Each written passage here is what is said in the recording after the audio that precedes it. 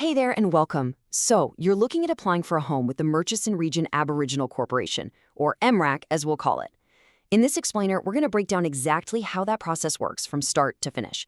Let's jump right in. At the heart of everything MRAC does is this one powerful idea. Having a stable place to call home is the absolute foundation for a better life. This is about so much more than just a roof over your head. It's about building strong, happy, and healthy families. So let me ask you, are you an Aboriginal or Torres Strait Islander person, and are you searching for an affordable home somewhere in the Mid West or Gascoyne region? If you're nodding your head, then you're in exactly the right place. This guide is for you. We're going to walk you through the whole thing step by step, from figuring out if you're eligible in the first place, all the way through to what happens after you've sent your application in. All right, first step, let's talk about what MRAC actually offers. Their main goal is simple: to provide a place you can really, truly call home. Get this, MRAC looks after more than 120 quality homes. And we're talking everything from one-bedroom units right up to big four-bedroom houses. They're located in towns like Geraldton, Carnarvon, Mulloa, and Northampton, which means there are options out there for all kinds of families, big and small. Okay, let's get into the nitty-gritty. Step 1 is checking if you're eligible. This is super important. You've got to do this before you start filling out any forms. Okay, so before you even think about filling out a form, you've got to be able to tick these boxes. You need to be Aboriginal or Torres Strait Islander, have a connection to the area for at least 6 months, and you can't be a homeowner already. Now don't worry, we're going to dive a bit deeper into what affordability and acceptable references actually mean in just a minute.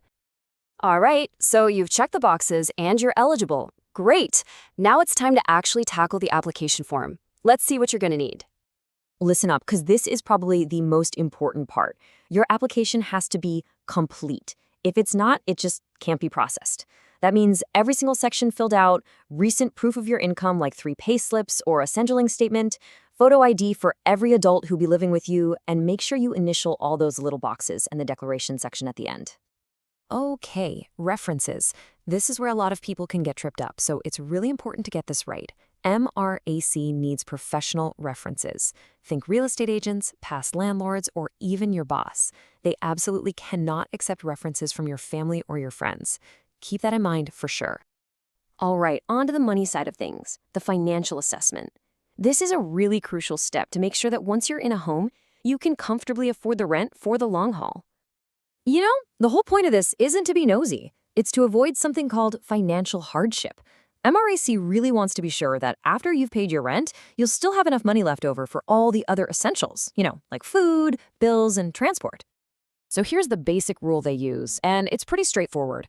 If your income is from Centrelink, your rent shouldn't be more than 25% of that. If you're working, it's a little higher, at 30%.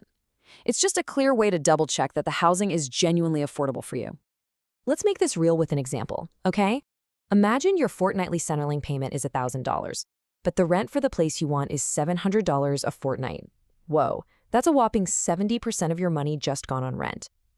As you can see, that would get flagged as unaffordable because it leaves way too little for everything else you need to live. Okay, so you've done all the hard work. You've submitted your application. Now what? It's really important to understand the timeline from here.